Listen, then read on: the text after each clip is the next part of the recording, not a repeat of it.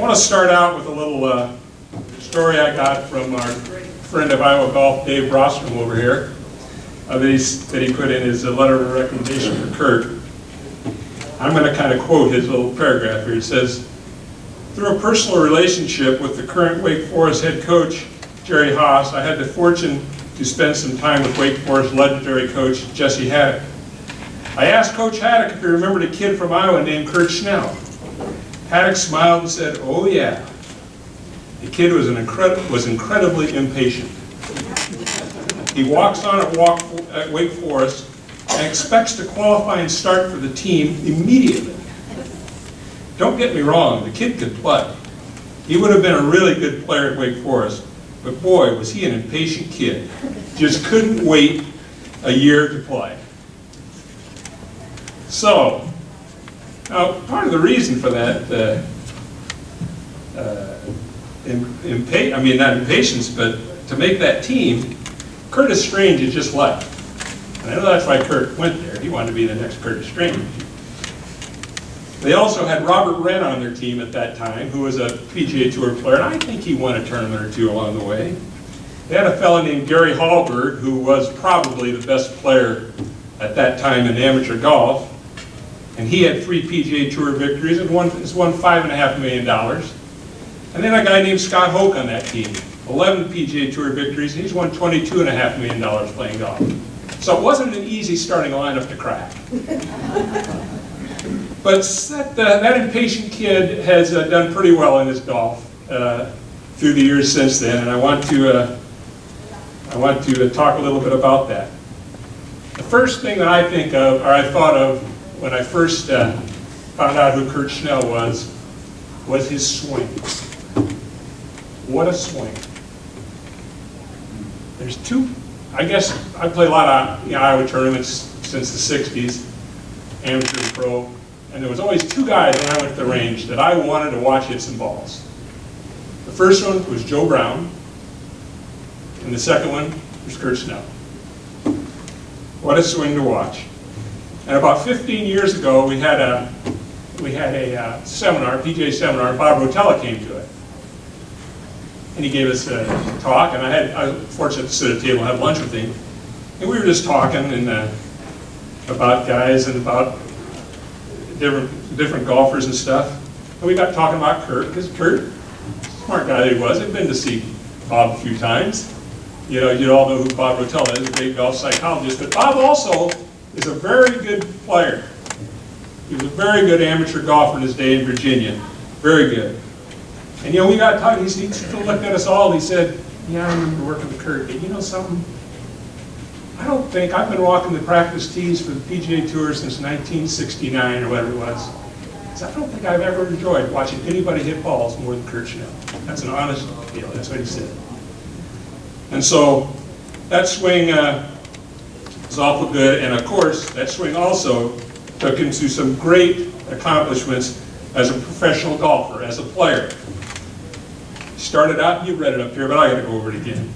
Started out, you won the IGA State Junior Championship in '76.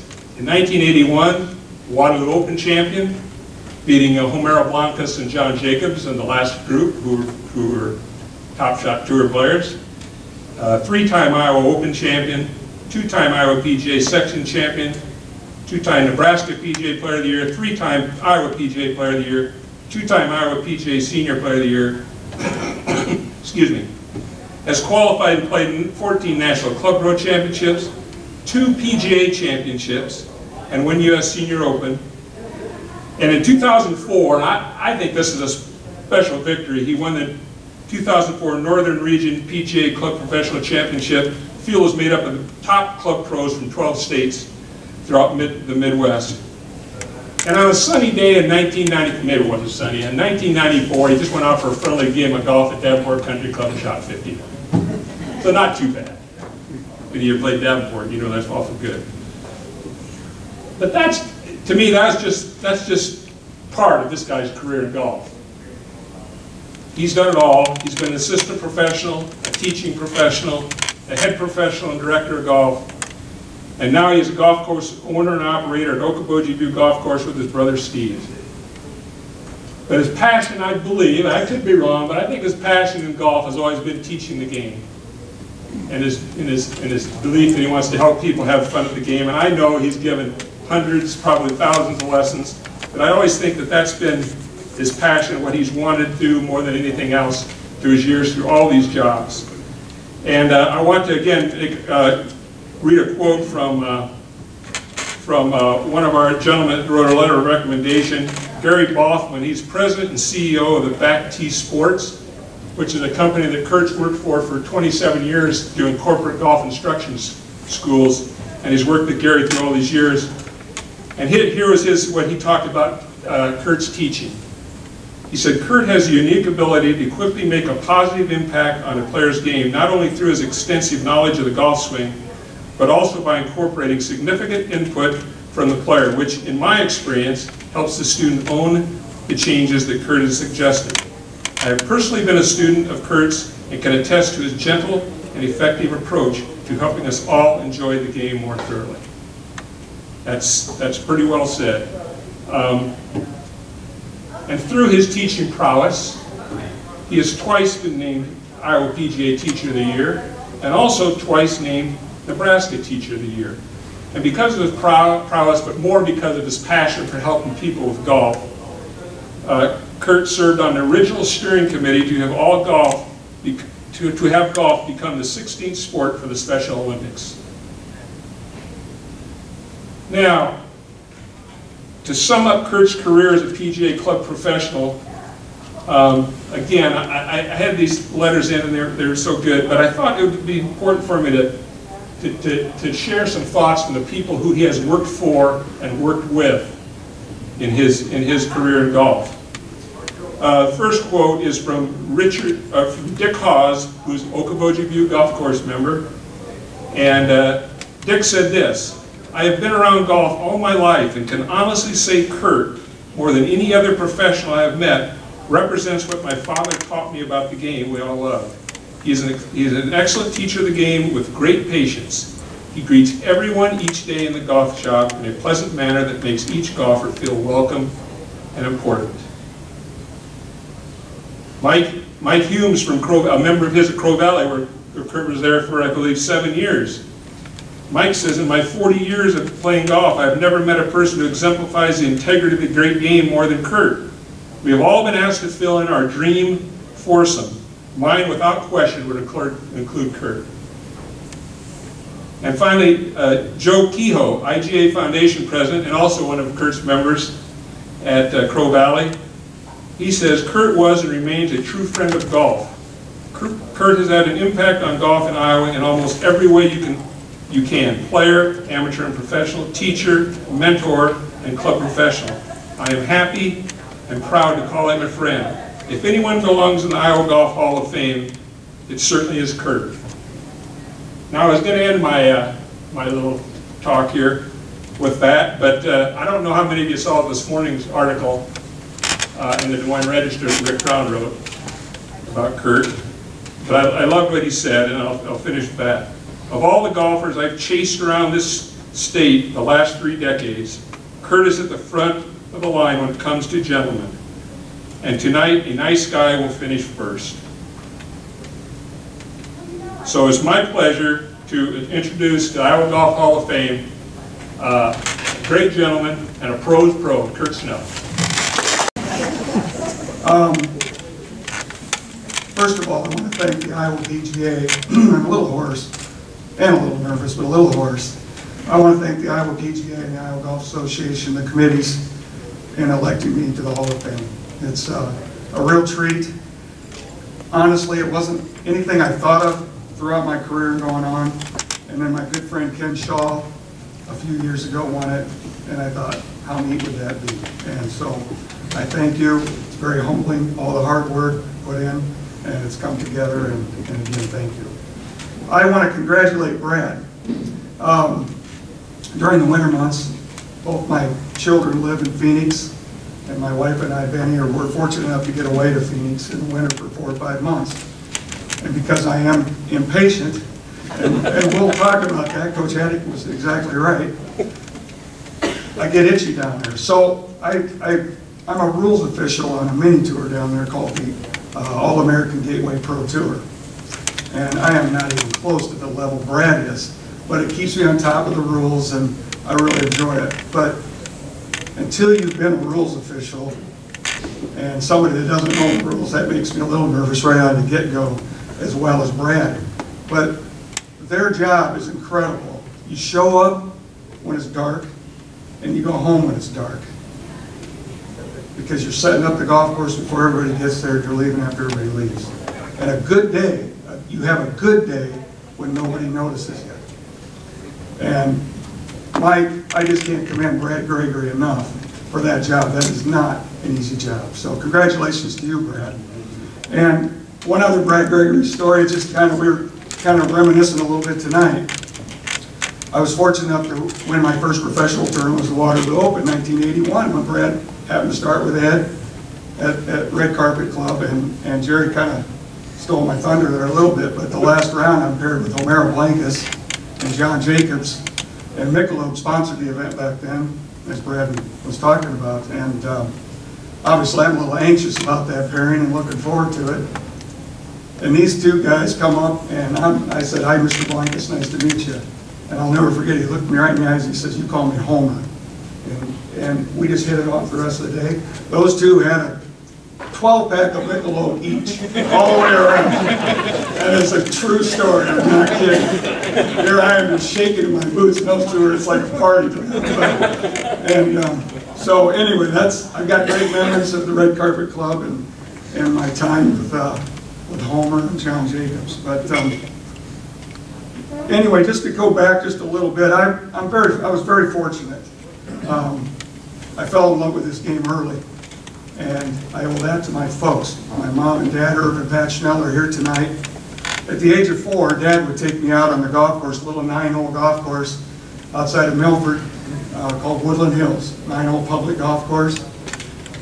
And I'd hit a couple shots at the age of 4, and then I'd jump on his pull cart, and he'd pull me for a while, and then I'd hit a couple shots, and he'd pull me for a while. And that's how I was introduced to the game, through my dad pulling me around on a pull cart at the age of 4. As I got older, 8, 9, 10 years old, it was a golf course where I could go and play by myself. You know, not many golf courses do you get to do that anymore. But an average day for me at the age of 10 or 9 was my mother would take me to the golf course early in the morning, pack a little lunch for me, give me a couple dollars, and that would last me the whole day. At the end of the day, I'd play 36, 45 holes. At the end of the day, I always save a dime. I'll never forget this. I don't know if my mother remembers, but I'd save a dime at the end of the day. And back then, we had payphones. We didn't have cell phones back then, obviously. And I'd put that dime in that payphone, and I'd let the phone ring once back home. I'd hang up so I'd get the dime back. Mom knew I was ready to come home. And then I stuck that dime in a pinball machine that was right by the table. And I did that day on day for many, many years. And so that's how I was introduced to the game. And I just can't thank my folks enough. And I'm going to visit just a little more about that later. So I go on with my high school and career and what have you. And at that time, Wake Forest was a powerhouse, and Arnold Palmer and Curtis Strange and Jay Haas. And man, that's where I want to go. And I'd had some good fortune playing high school golf, and that's where I wanted to go. And I did. I walked on.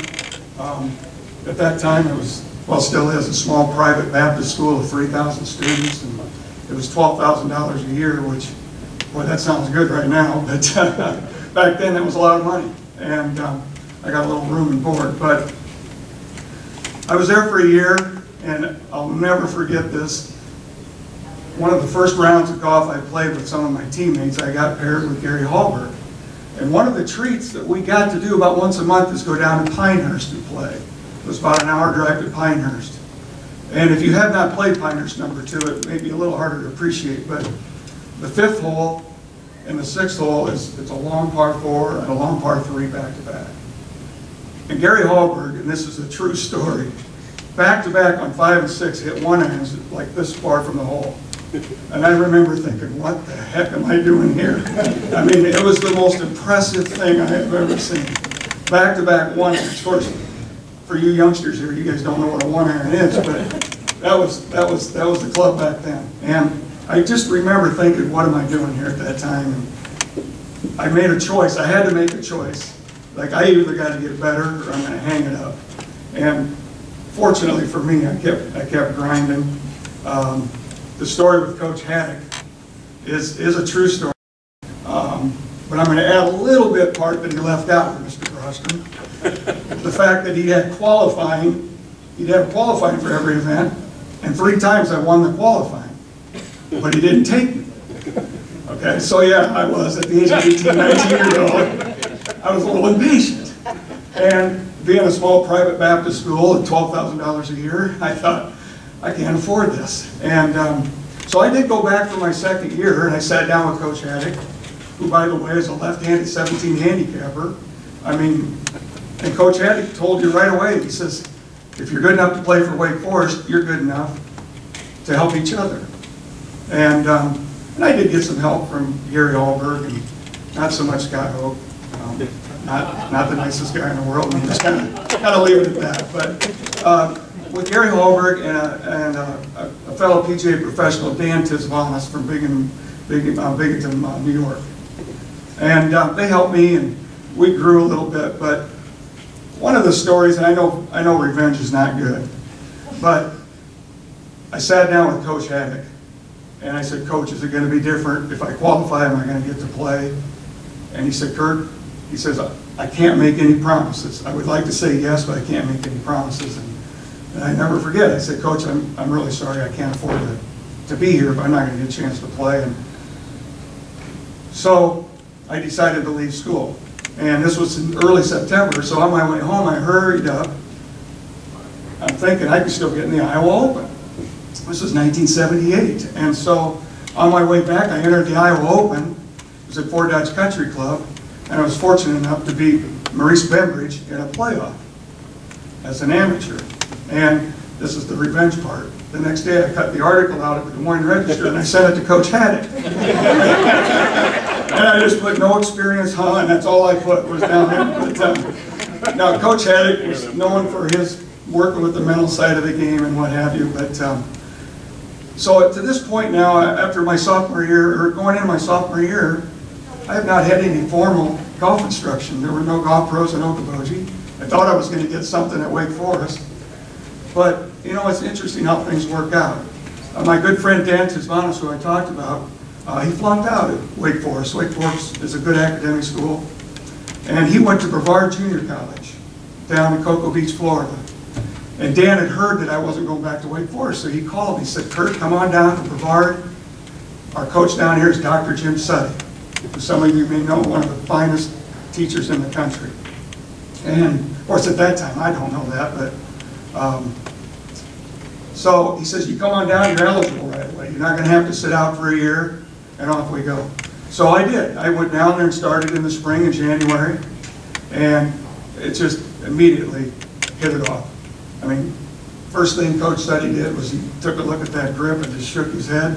And we changed that old Honda motorcycle grip where I hit those big old hooks out there. And, you know, long story short, it was the best thing that happened. At the time, I didn't think so, because having to leave Wake Forest, my dream wasn't easy. But have I not met Dr. Suddy, and on that team also, although at the time, he wasn't a household name, but a teammate was Paul Azinger. And Paul, I love to tell this story, especially to my juniors, my first year at Brevard, Paul didn't make the team. And he also spent a lot of time with Coach Suddy. And they worked hard on their game, and long story short, Paul came back and was our #1 player the second year, and I squeaked by and made the team a little bit, and we ended up, it was like the 4th or 5th man down the road there a little bit, but we won the National Junior College Championship. But Paul went on to Florida State, and then a couple years later was on tour, so in a matter of a 3-year period, he went from not making a junior college team to playing on the tour, and the rest is the history. I have lost touch with Paul.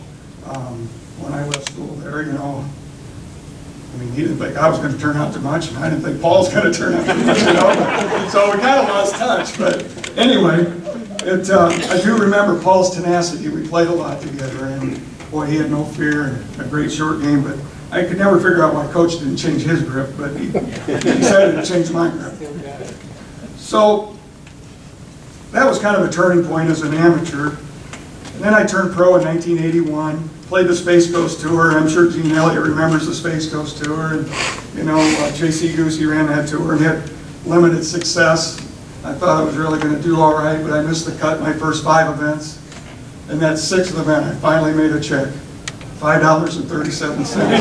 That's a true story. $5, but you know what? At the time, I felt like a millionaire. Because, you know, you start working on it, it starts working on your mind. And so at the time, it was a big thing just to make a check. So, but I knew I married my lovely bride Benny in 1982, and I still tried to play a little bit. Ken Shaw and I battled many times and tried to play the mini tours and qualified for the tour and could never quite get over the hump. But so right around 1983, right in there, I decided to become an apprentice and work at Spencer Golf and Country Club, the home of Dave Brostrom at the time. And Bob Vermeer was the head golf professional there. And Bob had a wonderful philosophy. He wanted his assistants to play as long as they got their 40 hours in. And Bob was great. I mean, I'd get my 40 hours in on Tuesday, Wednesday, and Thursday. So maybe I could go play a Dakota Tour event on Friday, Saturday, and Sunday, or play the Monday section event. That's the way Bob was. And he was a good player in his own right. And to this day, Bob is still a very good friend of mine. He's living in Omaha. But probably one of the low points in my life was at Spencer Country Club. And it's a big contributing factor of why I feel like I couldn't get on tour, because it did so much. It was just a disaster to my confidence. One day we're having a derby at the Spencer Pro member, and Dave Brostrom beat me in a chip-off. More than once, I think. But Dave Brostrom, I know it's hard to believe, but Dave Brostrom was a slim, handsome insurance salesman with a 3 handicap. Change the subject, Curt. I know. Well, he's still slim and handsome, but that 3 handicap's no way. Yeah. But anyway, Dave's been a friend for a long time, and he's doing great with All-Star Pro Golf and all the guys that are working for him. So Dave's been a good friend, but I do remember Dave getting beat in that chip-off, or maybe more than one. But he could chip, that's for sure, because he couldn't reach any greens in regulation. That's a true story, too. Yeah. So then I'm kind of waffling around, still have the itch to play a little bit. And kind of a turning point in my professional career happened around 1985-86. The Quad City Classic, Danny Edwards won the Quad City Classic over there. I don't know if it's called the Miller Lite Open or what have you, but at any rate, I remember reading an article in the Des Moines Register that Jim Ahern was his instructor. I imagine most of you remember Jim Ahern. And at that time I was struggling with my game, and I was real impressed by the article, and I'd certainly heard of Jim. He played on the Dakota Tour and was kind of dominating up there. So I thought I'm going to go down and take a lesson from Jim. And so any of those that, you know, Jim, you'll appreciate this. So I, like anybody, I'm a little nervous, and I hit 6 shots. He's filming me. I hit 6 shots, and every one of them went right at the flag. And I thought, well, what's he going to show me, right? That's what you're thinking. Like, well, how's he going to improve upon this? And so we go down underneath the pro shop there at Des Moines Golf and Country Club, and he puts me on film, and he says, what do you think? And I said, well, I think it looks pretty good. He says, every one went right at the flag. And pardon my French, but Jim turns to me and goes, I think it looks like shit. And those of you that know Jim can probably appreciate that's the way Jim was. He wasn't a warm and fuzzy. He said, that ball is starting 20 yards to the right and hooking back at the target. And so he got my attention right away, and I don't know if that was what his plan was. But I wasn't expecting that response. And sure enough, after about an hour, of course it looked like a cut shot to me, but that ball was going out there with a little, 3 or 4 yard draw. after a few adjustments. But I'll never forget that. He just said, oh, I don't think that looks good at all. And he got my attention. And so Jim Suddy kind of got me going as far as my amateur, kind of turned things around, and then Jim Ahern.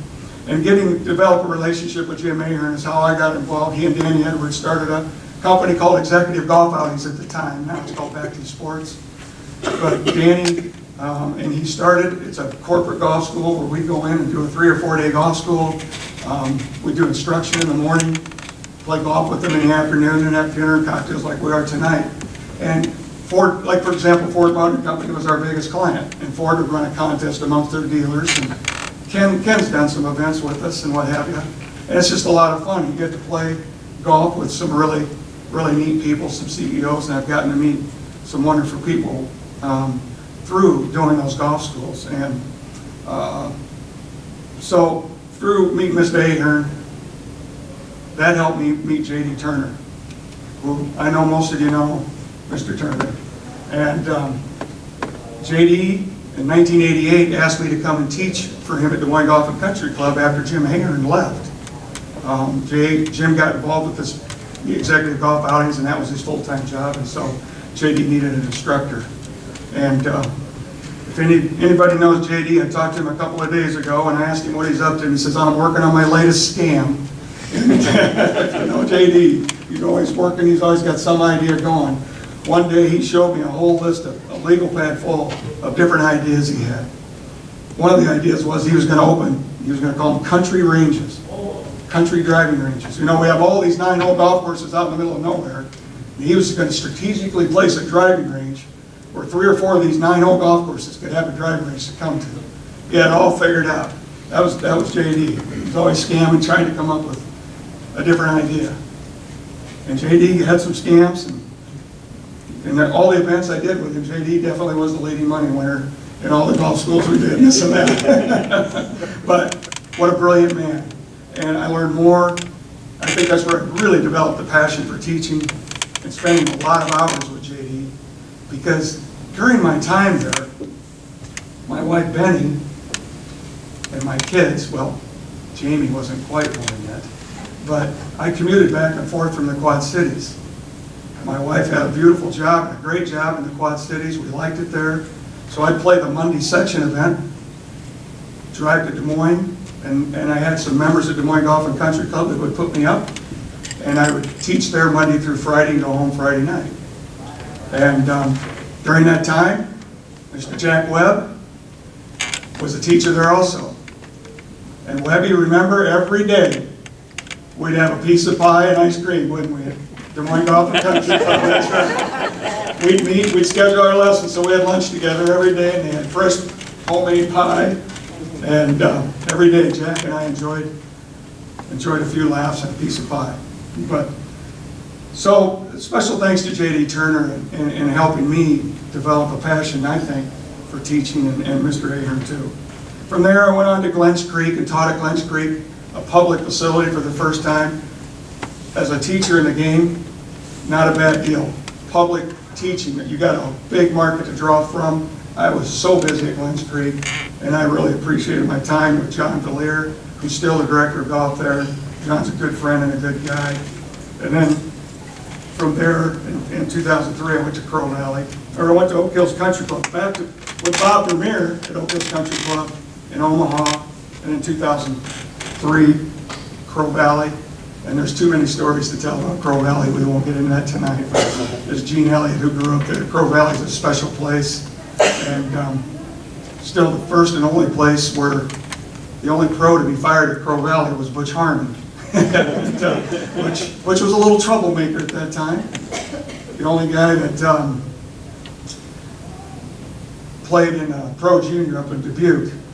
And he took his Pro Junior team to the red light district in East Dubuque. After the rain. Might be, yeah, true story, isn't it? True story.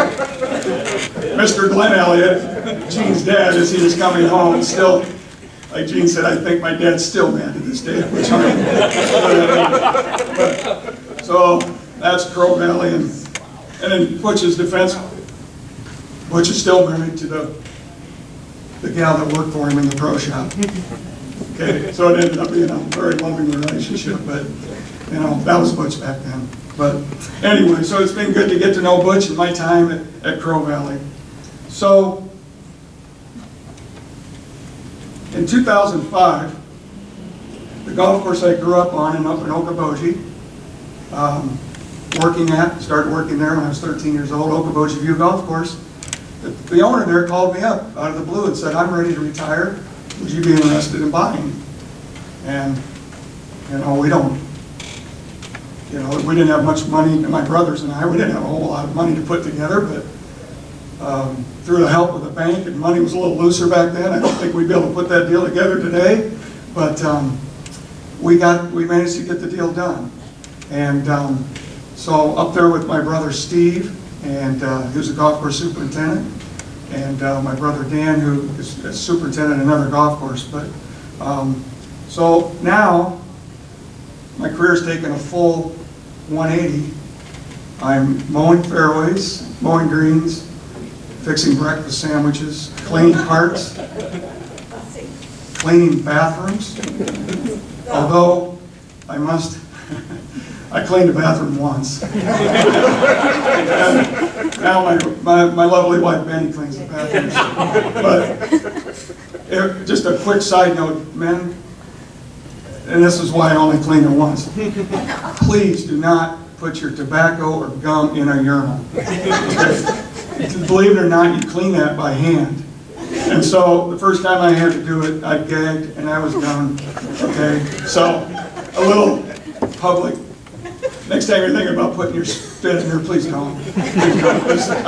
So anyway, I've gone full circle from giving lessons to Julius Irving to cleaning bathrooms and cleaning tobacco out of bathrooms. But at any rate, in closing, I do want to thank Dr. Jim Studdy, and some of you may know Mike Adams. Spent a little time with Mike Adams down in southern Florida, and Mike Cornell, and Jim Ahern, and Dr. Bob Rotella, who have helped me kind of bring my playing and teaching career together, and I couldn't do it without them. But I do want to have a special thank you to my family, my lovely wife Benny, who put up with all these days traveling back and forth from the Quad Cities. I've been fortunate to travel to some nice places to do these golf schools. And a special thank you to my kids. My son Brady, who's currently playing on the web.com tour and battling out there and trying to make it. And my daughter Jamie, who has no interest in golf whatsoever, which was fine with me. It's between myself and Brady. I didn't need that. But her passion's animals, and especially dogs. She's currently studying to become an animal behaviorist, to work with dogs, and she's out in Phoenix right now.